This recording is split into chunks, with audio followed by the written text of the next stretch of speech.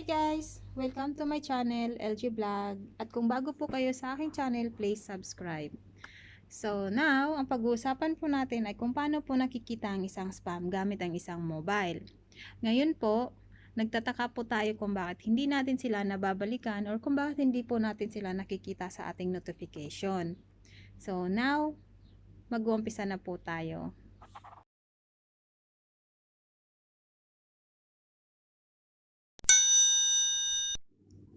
So ngayon guys, ito na po tayo. Mag-uumpisa na po tayo. Kung first po, kung wala po kayong YouTube Studio, pwede po kayo pumunta sa Play Store kung kayo po ay Android. Tapos, kung kayo naman po ay iPhone, punta na lang po kayo sa App Store. So, type nyo lang po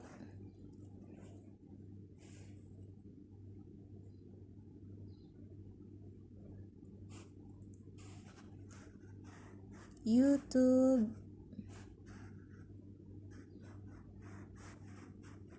Studio. Ayan.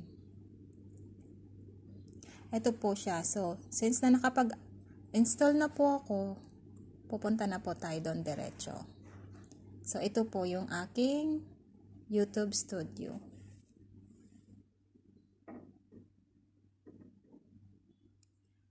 At ito po yung aking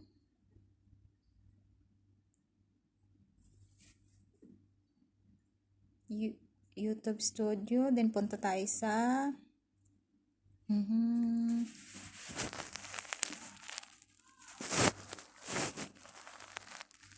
ayan po, kasi medyo blurred pag malikot yung aking kamay.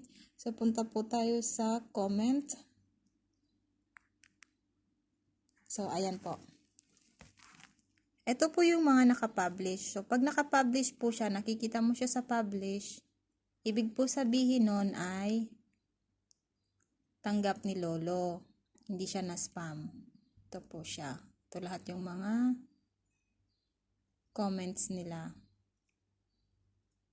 Ito po yun. So, ngayon po, pupunta na po tayo sa spam. So, ayan po, may dalawa po ko. Ito. Ito po yung dalawa. Nagdadahilan po kung bakit nababawasan po talaga ng banana. Tignan nyo yung banana ko dito. Ayan po, yung banana ko.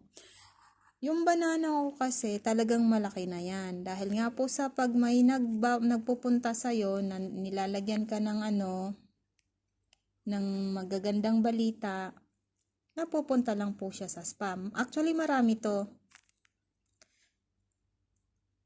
Tapos, ito na lang po kasi binubura ko siya. So, ngayon po, buburahin ko po siya. Ayan. Ayan po. So, malinis na po yan. So, ulitin lang po natin. Punta lang po tayo sa Studio, YouTube Studio. Then, punta lang po, i-clear lang natin.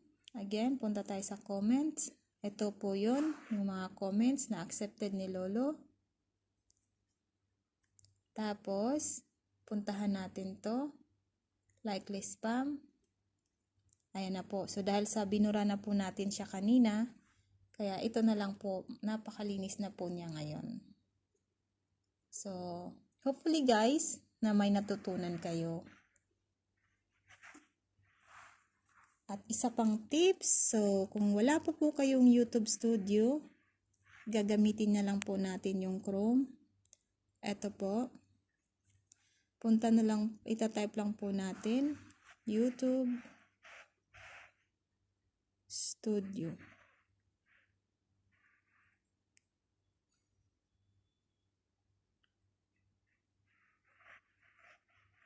Medyo mabagal kasi kaliwa kasi yung ginamit kong kamay. Kaya, YouTube Studio.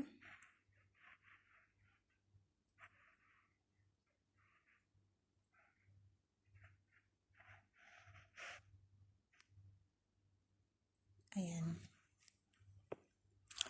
So, pipindutin lang po natin to. Ayan po. Kukontinue lang natin to.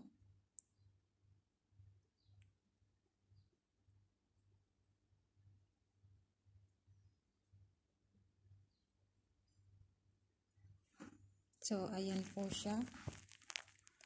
Kung marami kayong gustong ito yung ano nyo, pero wag nyo pong kalimutan na pipindutin to.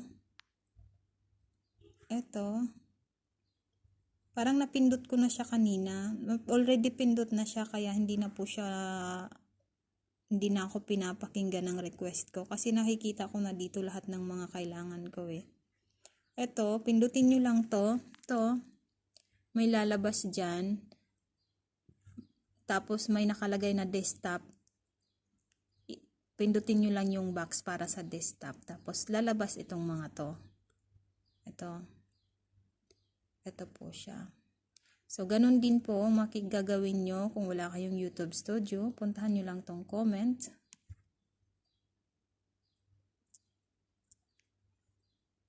Ayan po. Ayan po siya. Yung publish na sinasabi ko sa inyo. Tapos ito yung spam dito. But yung spam, binura na po natin siya. So, hope guys, may natutunan kayo. Thank you so much. See you for another videos. Thank you. And thank you for watching.